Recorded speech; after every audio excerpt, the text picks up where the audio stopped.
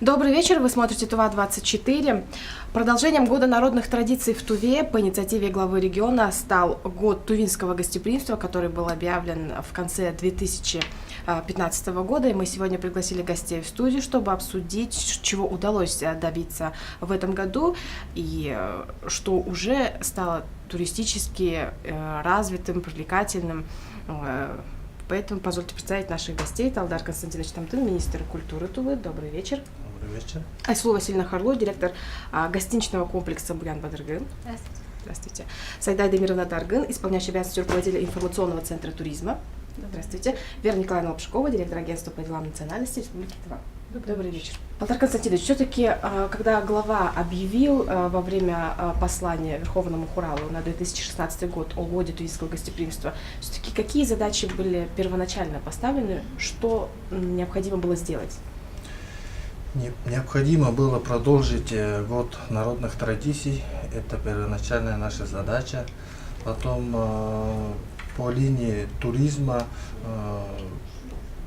ряд мероприятий, которые мы так нуждались, и благодаря году тувинского гостеприимства мы сделали ряд проектов, которые мы действительно планировали.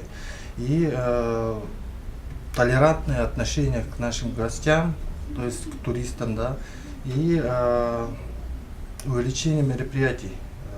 Благодаря году тувинского гостеприимства мы увеличили мероприятия на порядок и сделали проекты как гостеприимная Тува среди муниципалитетов, и они, так сказать, состязались между собой, кто придумает самый интересный проект, у кого подход самый такой с новизной, да, и в результате выделились у нас два кажуна, это Четыховский кажун и Козырский кажун, что и получили грантовую поддержку от правительства Республики Тува. И плюс к этому малометражные документальные фильмы, мы конкурс объявляли, тоже практически все участники получили поддержку от правительства. Они тоже были на туристическую тему, да? Да, на туристическую тему. Но фильмы мы увидим где-то в середине следующего года. То есть сейчас идет работа. Ну, работа ведется. Работа ведется. Вот вы да. сказали толерантное отношение, но это же не означает, что раньше у нас к гостям относились неуважительно. Нет, отнюдь нет. Это означает, что с туристами надо уметь общаться, да. Вот, например, английский язык. Слова бы то сказать здравствуйте, да, добро пожаловать. И указать, куда им лучше идти, в эту сторону или в эту, помогать. Быть людям. более подкованным. Более приветственным, приветливым. Угу. Ну и главная наша достопримечательность Кызыла и Республики Тува — это обновленная набережная, центр Азии. Вы не считали примерно, сколько человек посетили в этом году? Если сравнивать с прошлым годом, в этом году значительно больше гостей. У нас получается достопримечательность как ворота в Туву. Каждый, кто приезжает в Туву, обязательно посещает наш центр Азии. Но мы так-то анализировали, и получается у нас значительно больше туристов из Красноярского края. И в основном все те, кто у нас Туву посещает. Айсулу Васильевна, гостям вашего гостиничного комплекса вы тоже всем рекомендуете посетить Центр Азии? Конечно, в первую очередь, бывает уже у нас самые такие места ключевые. Всем гостям они, соответственно, спрашивают, куда можно сходить, экскурсию провести. Мы в первую очередь Центр Азии, потому что она у нас обновленная и очень красивая, сама по себе аура там хорошая. И остальные такие ключевые места у нас там тоже есть. Например, вот в первую очередь Центр Азии, потом музей на золото и так далее пошло. Потому что кому что более близко, мы там сразу же спрашиваем и маршрут составляем. И можем самих отправить, можем сами проводить экскурсию, но с работниками тур информационного центра там более-менее такая получается экскурсия интересно, чем просто их самих отправить, там они сами походят, например. Ну да, вы уже более подробно расскажете об истории скульптуры, о создателе. Также в музее, когда в золото идешь, они более красочно и красиво и на английском, и на русском хорошо расскажут, чем мы там со своим. Ну, вообще, наши специалисты, которые работают в тех центрах, которые более-менее ключевыми значатся для нашей республики, они, я думаю, что справляются. Мы тоже на своем месте справляемся, но было бы таких мест больше, еще лучше было бы, конечно. Пока мы отправляем по городу только в центр Азии, только в музей, а потом Алтын-Булак и по окрестностям Аржан. Было бы в Аржане что-то. Ну и какие отзывы Отзывы. в конце поездки? Я могу сказать, что отзывы очень хорошие. В основном приезжают люди все с таким, они не ожидают от Тувы чего-то сверх замечательного, что ли. Но когда посещают наши окрестности, центр Азии, Алтын-Булак, потом вот эти окрестности, Аржан, и они остаются в таком воодушевленном для себя. И обязательно нам говорят, что приедем во второй раз. Обязательно будем возить сюда своих друзей, знакомых и родственников. То есть Можно стереотипы еще разрушаются. добавить, что мы в 2015 и вот в 2016 году получили сертификат такого большого сайта, как TripAdvisor, и нас там рекомендуют, и вот сертификаты получают те, которые наибольшие положительные отзывы получают по всему миру. Это тоже большое достижение. Да, большое достижение получается, и нас, получается, рекомендуют посетить именно Сами туристы сами рекомендуют. туристы, которые Уже были здесь, Да. они уже рекомендуют. И они сами там свои впечатления там оставляют, фотографии оставляют, и положительный имидж Тувы тоже поднимают. То есть из этих рекомендаций еще тоже можно сделать вывод для своей работы. Вера Николаевна, глава ТУ в своем послании выделил, что речь идет не об отдельной национальности, а о гостеприимной тувинской земле, на которой дружно живут представители более 100 этносов. Я думаю, что вы можете более нам ясно и доступно объяснить, потому что вы возглавляете Ассамблею народов Республики Тыва и вот недавно возглавили агентство по делам национальности Тувы. Как другие национальности смогли воплотить вот тувинское гостеприимство? Ну, тувинское гостеприимство, на самом деле, оно у нас само по себе интернациональное, потому что, посмотрите, у нас начиная с любого объекта, у нас везде каждый наш гость, он может найти для себя что-то интересное, потому что сама культура Тувы, она настолько многогранная и яркая, что все равно и скифский период, и период уже более поздний советский период, да, и период освоения, и саморегулируемая русская колония, да, которая, когда гостям рассказываешь, как она строилась, какие свои особенности она имела, это ведь очень много. И, конечно, в этом году у нас было два, безусловно, ярких мероприятия, которые касались интернациональной темы. Это был фестиваль коренных малочисленных народов «Земля моих предков», который мы провели в июне. И в июле, после фестиваля Усток-Уре, у нас с успехом прошел первый фестиваль русской культуры на Малом Енисее, который по поручению главы теперь станет ежегодным. Поэтому я думаю, что Тува, вот она открывается своей многогранностью. Здесь еще это будет еще одна такая грань нашего бриллианта, которую мы имеем. Старообрядческая культура, культура русских поселенцев. И все это в обрамлении скифской древней культуры. Я думаю, что это будет... Мне кажется, это даже интересно, насколько даже для туристов внешних, а даже наших жителей, Безусловно, которые, может быть, многие не жители видели всю красоту культуры старообрядцев. Зачем нам ездить на Мир Сибири, если у нас есть свой фестиваль теперь? Но у нас не только мир Сибири, это же не только фестиваль русской культуры, он как раз и интересен тем, что он многообразен. И если говорить вообще о мире Сибири, я всегда, да простят меня коллеги, конечно, из Красноярского края, я всегда говорю, что у нас есть гораздо лучший бриллиант, это фестиваль Устух-Хуре, который является фестивалем живой музыки. И если мы же все бываем с вами на мир Сибири, и мы видим, что зачастую фестиваль уже не имеет души, он не имеет вот этих живых этнических корней.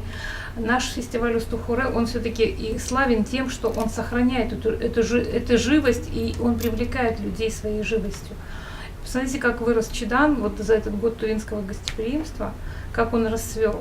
И вот созданный музей семьи Шойгу, да, какую яркую лепту он внес вот в целом палитру туристической карты города Чадана.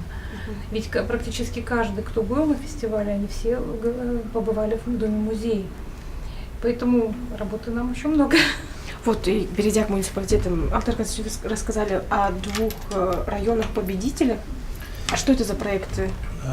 Это свадебный обряд, Косырский кажун показали, да, туристам тувинский свадебный обряд, как проводится, какие обычаи, какие традиции. Мы думаем, что и в следующем году этот проект продолжится именно для туристов.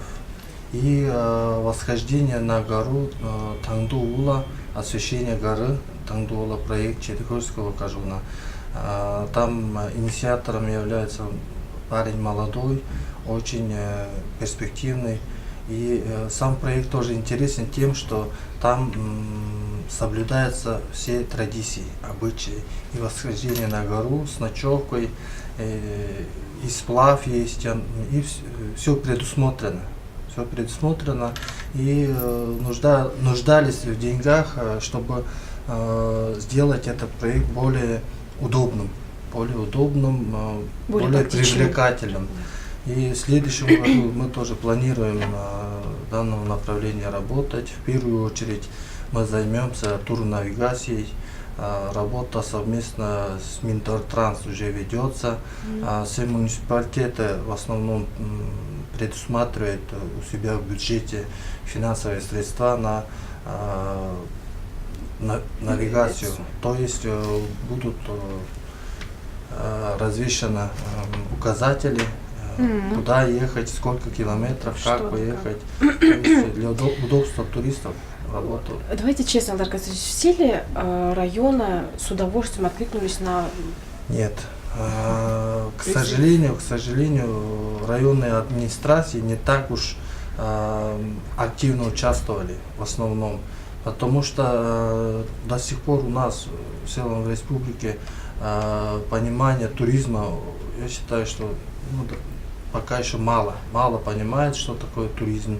И руководители кажунов, они не знают, за что браться в первую очередь. И в этом отношении наш ТИС и департамент туризма проводим работу, семинары проводим, курсы повышения специалистов в кажунах.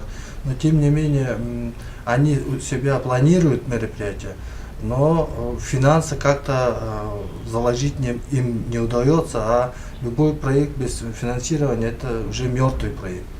Поэтому мы попросили хотя бы в следующем году по турнавигации, по указателям заложили деньги. И для удобства оформить хотя бы одну чабанскую стоянку. Образцовую. Да, образцовую чабанскую стоянку.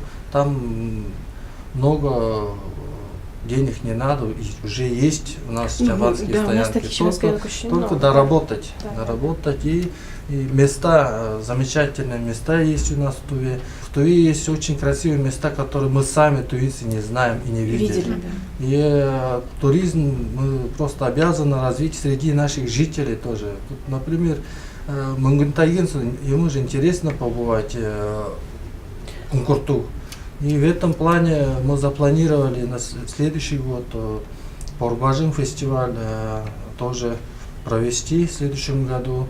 И, кстати говоря, вот благодаря тоже году тувинского гостеприимства нас тоже включили 200 проектов, национальных проектов России. То есть 4 наших проекта включены в реестр этих национальных проектов. Что это означает? Это означает, Туву будут афишировать, анонсировать наши мероприятия по линии СМИ, будут нам помогать. Туда вошли в первую очередь наш праздник Шага, потом Надым и фестиваль Порбажин и Устухуре. Вот 4 основных мероприятия наших вошли, и наши, то есть ваши коллеги в федеральных СМИ, думаю, что будут поддерживать нас. Спасибо. Ну, вот, что хотят увидеть сами туристы, что они советуют, какие у них предложения и пожелания? Те, кто приезжают, в основном стараются все посетить. Основное пожелание, ну, таких прямых не было, но в основном все хотят... А нет вот по событийному туризму, чтобы там... А можно мы заранее узнаем, когда будет праздноваться Надым? Самый острый вопрос получается вот дни, календарь событий, точные даты проведения, например, Устухурей, Надыма.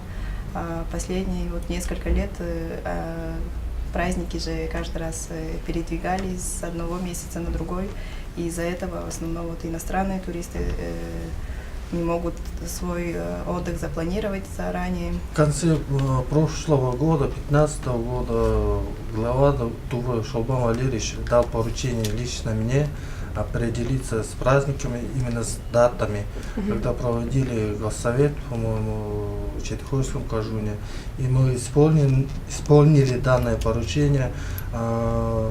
Календарь событий через заседание правительства утвердили на 2016 год. И в принципе на сегодняшний день мы 87% выполнили. Остается ряд мероприятий, которые по объективным причинам мы продолжим и в следующем году. А на следующий год? На следующий год мы на сегодняшний день проходим процесс согласования. Но он уже составляется? Уже составлен.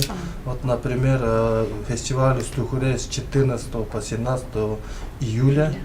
Да, в конце, я не помню, Вера Николаевна, вот последняя неделя июня фестиваль русской культуры. То есть, когда мы составляем календарь событий, мы учитываем ту цепочку, которая для туриста, например, чтобы было удобно. Вот посетил Устухуре и дальше поехал на фестиваль русской культуры, и дальше какое-то мероприятие. Вот, чтобы вот такая линия была, мы это стараемся. Чтобы человек приехал и смог посетить не одно мероприятие, а в течение месяца, например, чтобы в каком-то поселении, в каком-то Кажуне, чтобы были мероприятия для удобства туристов. Расул Васильевна, вы где любите сами отдыхать? Я сама езжу в Чахольский Кажун, я сама оттуда родом. Я в Аржане отдыхаю каждый год, когда получается. А туристов своих тоже мы туда возим. Это те места, где любит каждый год приезжать наша глава Российской Федерации. Вот и я туда люблю ездить. Вот, кстати, вот там тропа Путина, она вот насколько красочная, насколько туда можно массово вывозить туристов. Вот все-таки наши коллеги интересовались, кстати, еще в начале года этим проектом. По красоте, то как можно сомневаться, туда один из лучших мест в мире, действительно. А по доступности, да, тут вопрос есть. По доступности тут нужно наладить работу именно по водной части, там такие места опасные есть, и по размещению гостей. Потому что мы, когда возим палатки, либо там открытом огне, в открытом месте. И Нет, но с кухня. другой стороны, вот это же, в этом же тоже есть своя прелесть. Своя Потому прелесть что есть, там же не да. поставишь 5-звездочный отель и пляж. Ну, Нет, это же уже смотрите, другое. Люди любят, конечно, но Комфорт. когда комфорт, она, безусловно, надо. Мгм. Люди любят дикий туризм, но не всякий готов там остаться на ночь под открытым небом. Надо хоть и не очень такой 5-звездочный, но какое-то место размещения, хотя бы где Домик. можно остановку нужно Мгм. сделать где-нибудь. Базы, да. Турбаза, например, хотя бы игрушечный городок. Вот как раз у нас последнее совещание было, мы по году туризма, коллеги, да, с Илдар Константиновичем, Верой Николаевной, мы вместе, когда проводили комиссию, у нас по отборам, по районам, когда было, они не включили Чахольский кажун, что у них есть такой конек. Надо было бы. Ну и, соответственно, с нашей стороны, с комиссией стороны очень такие интересные идеи все подали. Прям если это осуществлять, там такие конкретные большие суммы не нужны, можно своими силами обойтись для начала, да, и туристу это бы очень понравилось. Там Это дорога получается, начинает... это получается нужно желание, Желание, инициативу от самих местных Муниципалитетов, жителей, да. от муниципалитетов. Там начинается дорога, да, начинается от Шанчи, и по реке спускаетесь, ну там не один день, конечно, можно разбить на 2, но тур можно хоть как составить. Мгм. И в конце пути приплываем к буддийской нише. И там помолимся и уходим. Это вообще замечательный туризм, Очень, вот да. это все делать. А чтобы вот это делать, надо хоть минимум, надо со стороны, чтобы муниципалитет какой-нибудь лепту внесла, а дальше что турфирма или мы вот своих туристов все равно же будем обеспечивать безопасностью. Вот если бы муниципалитет со своей стороны инициативу проявил, то я думаю, поддержка со стороны правительства, Министерства культуры тоже будет, то этот маршрут Да, думаю, Я курирую Чахольский кажун и Вот так вот знаю всё вот эту тему, выясняется. да. Но дело в том, что они подали совсем другую заявку, Да, они совсем подали другую тему, не ту тему, которая у них есть. Но в принципе руководители муниципалитета, они в курсе дела, у них тоже желание есть развить туризм. Но почему-то специалисты подали совсем другую заявку, да, по-моему, и они не попали. вот так вот. Ну, Решили так вот. скрыть тропу Путина от всех. да. Вера Николаевна, Видимо, так. куда вы возите своих гостей и вообще вот как все-таки расшевелить муниципалитеты, чтобы развивали Ну, свои наверное, территории? главный посыл все-таки года гостеприимства, это вот как Илдар Константинович сказал, главное было настроить людей. Настроить людей и вот сейчас показать для населения, что турист это не просто вот человек, который приехал сюда посмотреть, да, а это человек, который, с помощью которого можно зарабатывать, да. В том И вот числе. этот главный посыл, мне кажется, он должен остаться главным достижением года тувинского гостеприимства. А то, куда мы возим везде, и, конечно, большую часть мы возим в Кахемский кажун, потому что там есть наиболее уже базы, которые наработали свой такой имидж, уже они известны.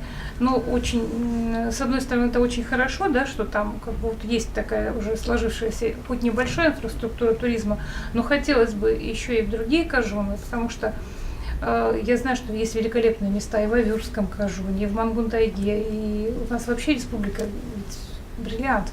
Не побоюсь этого слова. Ну, к сожалению, пока очень вот слабые ростки предпринимательства, то именно в туристической деятельности. Ну а сейчас, особенно когда с перенаправлением маршрута трассы М54, это все должно Это быть более продумано. Я уверена, что это пойдет уже совершенно по другому пути, потому что сама трасса, сама федеральная трасса, она подразумевает совершенно другое отношение, оснащение, да, там должны появиться и пункты сервисов придорожного, да, и тогда уже совершенно по-другому будет себя чувствовать турист на этой трассе. То есть качество дороги, качество сервисного обслуживания, и, конечно, это увеличит и пассажиропоток по этой трассе. Но и потом мы же понимаем, что у нас еще есть Монголия, которая всегда с завистью на нас смотрит. И недавно была встреча, Алтай Константинович расскажет подробнее, с губернаторами 3 аймаков монгольских. И они же все говорят, что нам очень интересен Кызыл. И нам очень интересно и Алтынбулак, и золото скифов, и старообрядчество. То есть мы совершенно забываем, То есть что там есть прям потенциальные, что да, у нас есть там целевой турист, который да, готов поехать ждёт. сюда.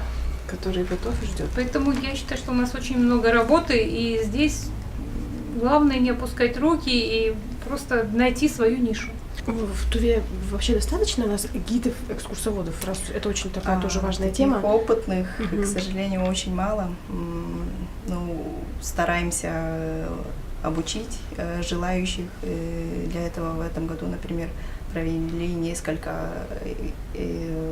семинаров для гидов и экскурсоводов с привлечением иногородних специалистов. По этим семинарам обучились более 30 человек, гидов, экскурсоводов, и из каждых районов, кажунов приезжали, обучались.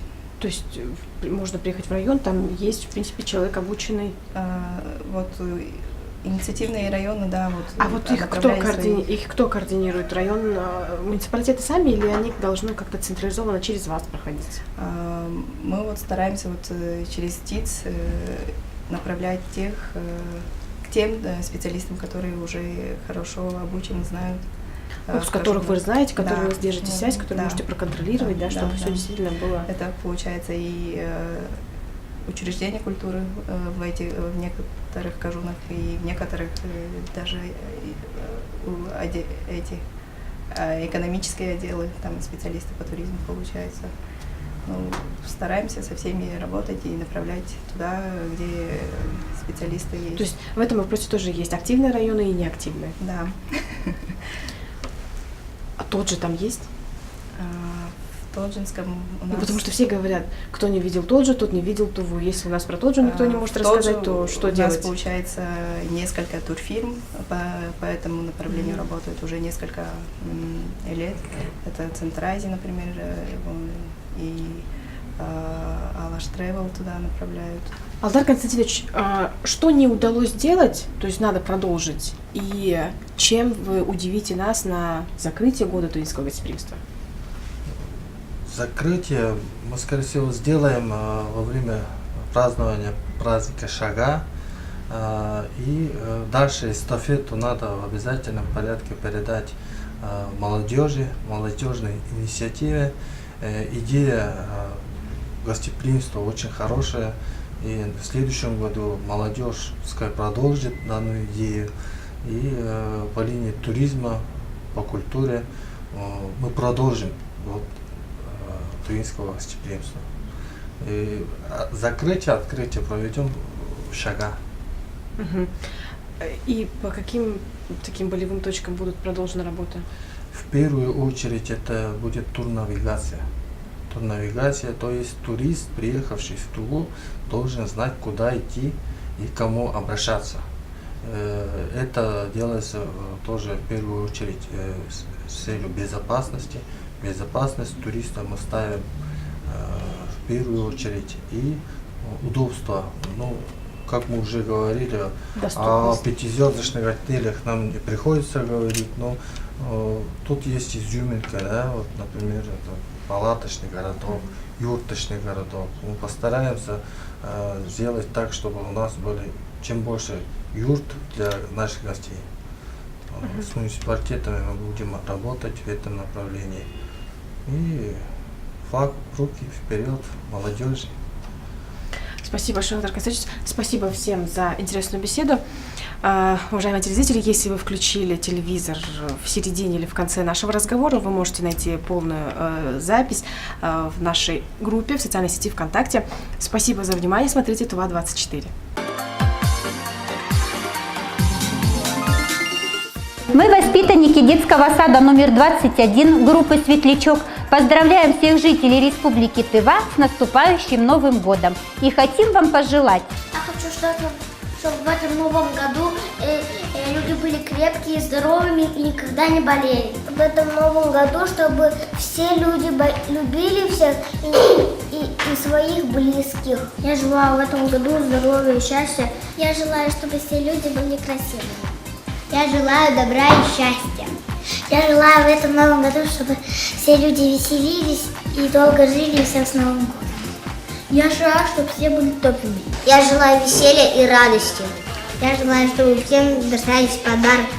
Я желаю, чтобы никто не печалился. Я желаю, чтобы дети делали из снега скульптуры и не ломали их. Желаю всем веселого Нового года и танцев. Желаю, чтобы никто не мусор в этом Новом году. Я хочу, чтобы у всех людей на лице была только одна улыбка.